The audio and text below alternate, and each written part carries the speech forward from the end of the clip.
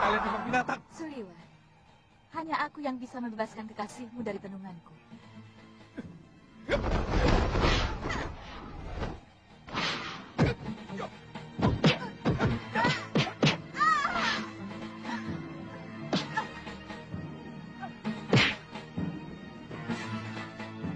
Dia tadi menang. Dia telah menelan tablet racun. Dan hanya aku yang mampu memberikan penawarnya.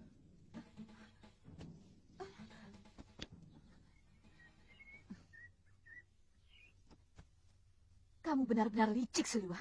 Bebaskan tenunganmu atas Galuh. Berikan dulu obat penawar racunmu. Aku bukan orang dungu kenanga. Bebaskan dulu kekasihku.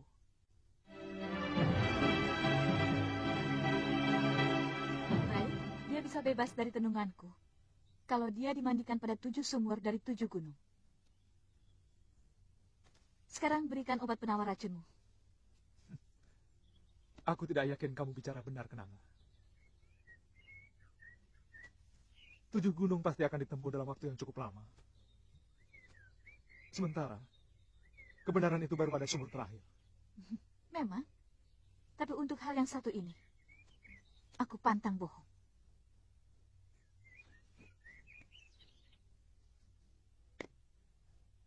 Dalam beli-beli itu ada 7 butir obat. Minumkan 1 pekan sekali. Kalau kamu minumkan lebih dari 1 dalam 1 pekan, kulit adikmu akan membusuk. Jangan menggertak aku, Suliwa. Butir pertama akan mengendurkan semua saraf yang kaku karena racun. Tapi kulitnya akan melepuh. Pada pekan kedua, butir berikutnya akan menyembuhkan kulitnya yang melepuh. Tapi dia akan menderita sakit perut yang sangat hebat. Dia akan memuntahkan apa saja yang masuk ke dalam mulutnya. Butir obat ketiga akan menyembuhkannya. Dan seterusnya, penyakit lain akan muncul yang hanya bisa disembuhkan dengan butir obat berikutnya. Pada pekan ke-7 dia akan sembuh. Tapi jumlah obatmu hanya 6. Obat ke-7 masih ada di tanganku. Kalau kekasihku sudah sembuh, obat itu akan kuberikan. Selamat tinggal. Aja.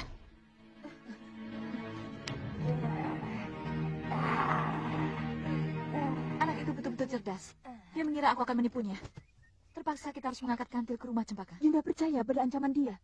Kamu belum kenal anak itu. Dia sangat ahli dalam soal racun. Ancamannya pasti bukan main-main.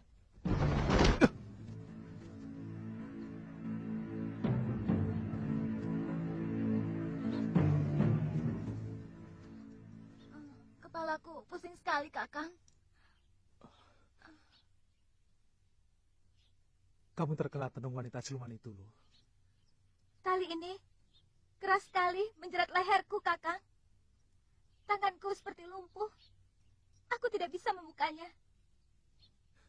Lu, Iya, kamu sudah ditenung menjadi anjing. jangan bercanda, Kakang. Aku hanya merasa tanganku seperti lumpuh. Kepalaku pusing dan badanku serasa ringan.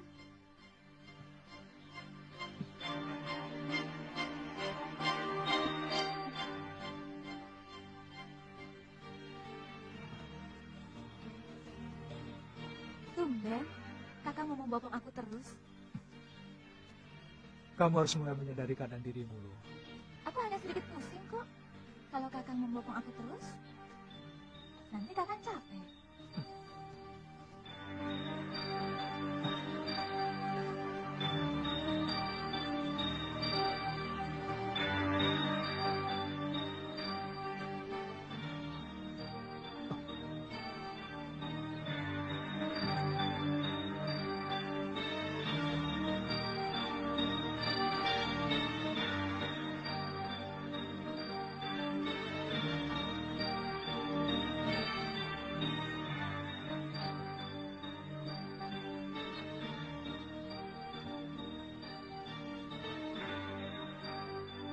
Lu, lihat keadaan dirimu sekarang.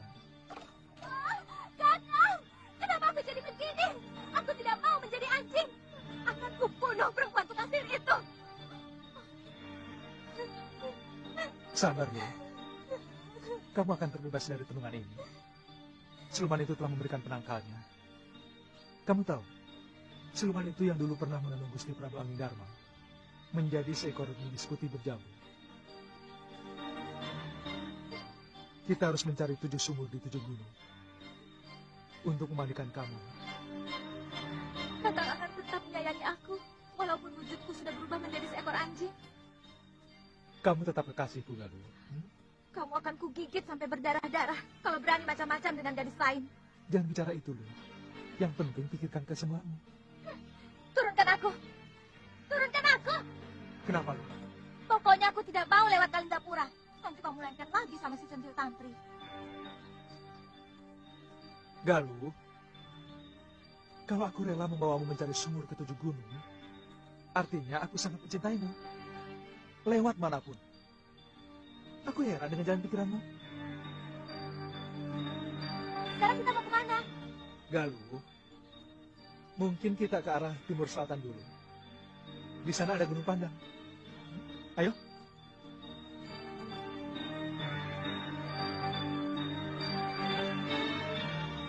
Kakang, setelah Gunung Pandang, lebih dekat kita ke Gunung Wilis. Terus ke barat, Gunung Lawu, Gunung Merapi. Kemudian Gunung Merbabu, Gunung Sumbing, dan yang terakhir Gunung Raga Jembangan di utara barat. Ayo. Kakang pasti akan capek sekali kalau harus menggendongku. Tidak. Kecuali kalau medannya berat.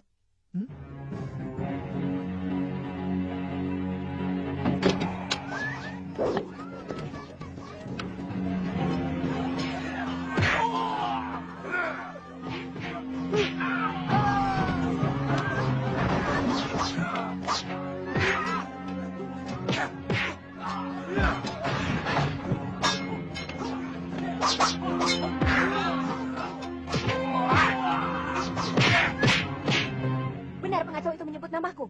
Betul, Nini.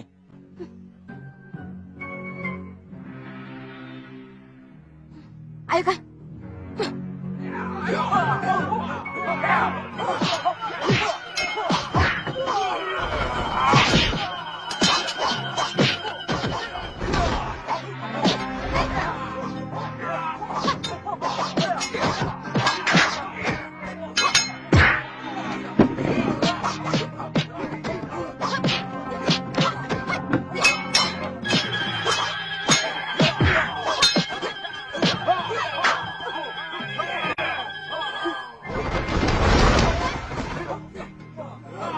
Paman, Tantri. Paman. Paman.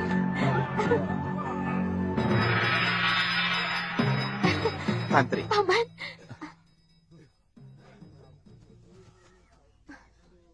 Kakang, ini Paman Brewok, anak buah kakak Kalapati dari Pulau Momongan. Paman.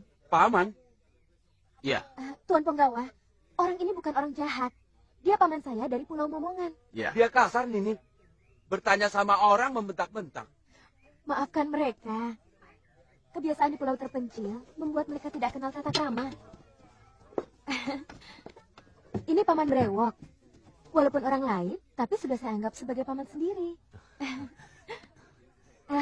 Oh ya, Paman. Dari mana Paman tahu saya ada di sini? Aku mampir ke Padepokan Sugalu. Oh. Hai anak-anak, bantu para penduduk. Kalau ada yang pecah, diganti. Terima kasih, Paman. Tuan Penggawa, tolong bantu mereka ya. Baik, Nini. Setelah menghadap Bre Isdayu, Nyai Dewi Sintawati memberitahu, kemungkinan kamu ada di sini. Aku kangen sekali sama Paman, sama kakek, dan semua orang-orang yang ada di Pulau Momongan. Oh ya, Paman. Bagaimana kabar kakek?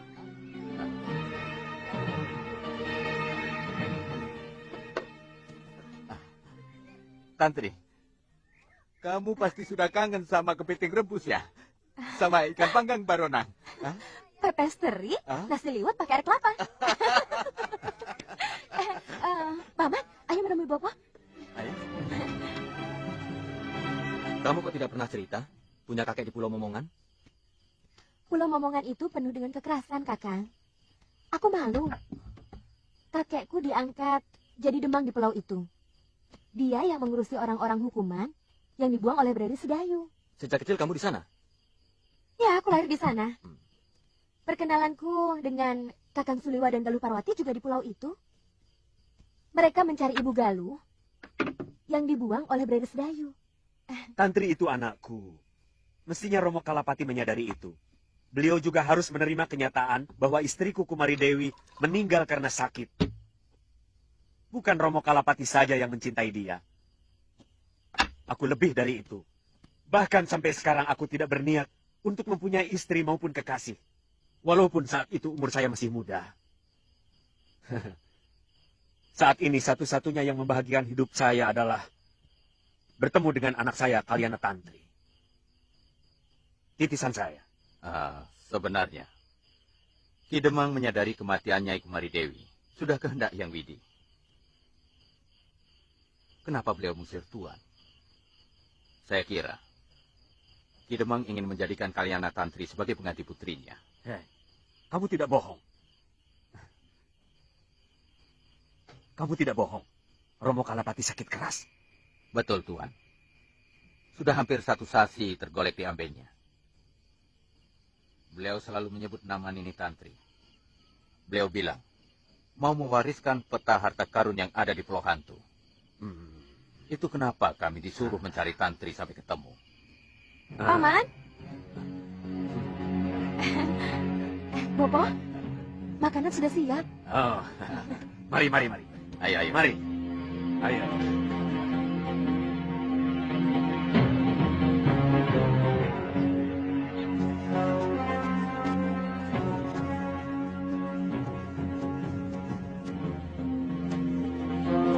Kakang. Cari warung, Kakang. Aku lapar sekali. Iya, Galuh. Saya juga lapar.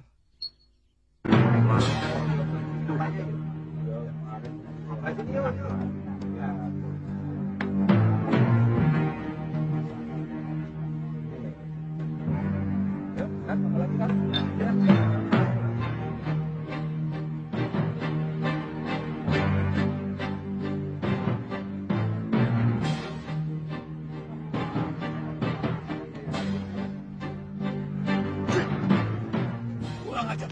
Tidak tahu aturan.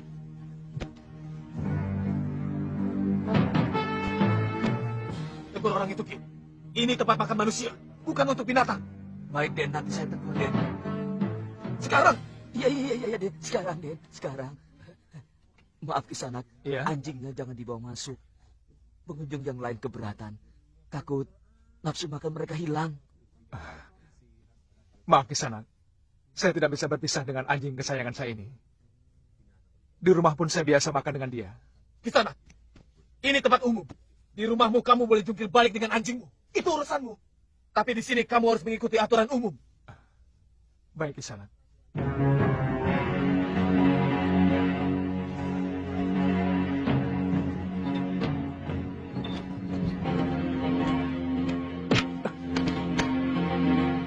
Maaf. Kaki saya tersandung. Hajar mereka, Kakang. Mereka sengaja menyangkat kaki Kakang. Sabar. Lebih baik kita makan dulu. Hei, kamu telah membunuh nafsu makan saya. Makanya saya mau keluar. Kamu pikir dengan pedang di punggungmu, kemudian nyari kami akan ciut? Kamu keliru. Jangan pamer kependekaran di sini, karena di sini gudangnya pendekar.